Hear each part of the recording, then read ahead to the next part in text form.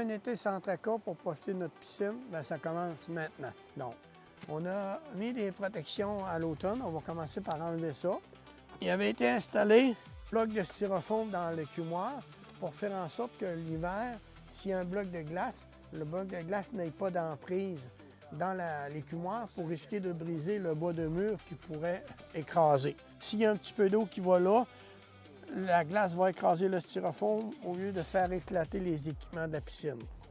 Dans le tuyau ici du drain de fond, on a inséré ce qu'on appelle un boudin encore là pour absorber la compression de la glace. Et si vous observez attentivement, tout ça était dans le tuyau ici, là. Maintenant, on va s'attaquer un petit peu au filtrage où on a mis un sac là, dans le but d'empêcher l'humidité qui rentrerait à l'intérieur de la taille du filtreur. Fait que là, on va commencer à procéder au branchement de la plomberie. Il faut remettre les joints d'étanchéité au boyau. Fait qu'ici, on a le boyau qui relie la pompe au filtreur. On a aussi le boyau qui relie l'écumoire à la pompe. La pompe, on est raccordé au filtreur. Ça fait que si on continue avec le sens de l'eau, à la sortie ici, c'est ce qui va aller nourrir le thermopompe. Puis par la suite du thermopompe, on va aller nourrir la piscine. Le filtreur, étant donné qu'on a le vidé, on a enlevé le bouchon à l'automne qu'on n'a pas remis.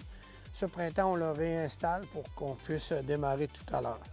Le thermopompe, on a une entrée puis une sortie. L'entrée, c'est l'eau qui arrive du filtreur. Et la sortie, c'est l'eau qui a été réchauffée par le thermopompe pour retourner à la piscine. L'entrée est en bas. La sortie du thermopompe qui se trouve à être le retour à la piscine.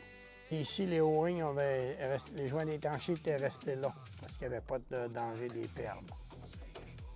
Ce qui nous reste à installer sur le filtreur, c'est le tuyau à la sortie du backwash, qu'on a à faire un lavage par retour de courant l'été. Et pour que le système soit complet, ce qui nous reste, c'est de réinstaller le retour d'eau. Le branchement est terminé. On peut pouvoir envoyer de l'eau dans la pompe pour effectuer le démarrage. Chez Aquapur, vous retrouvez autant les bons conseils que les bons produits pour faire le travail.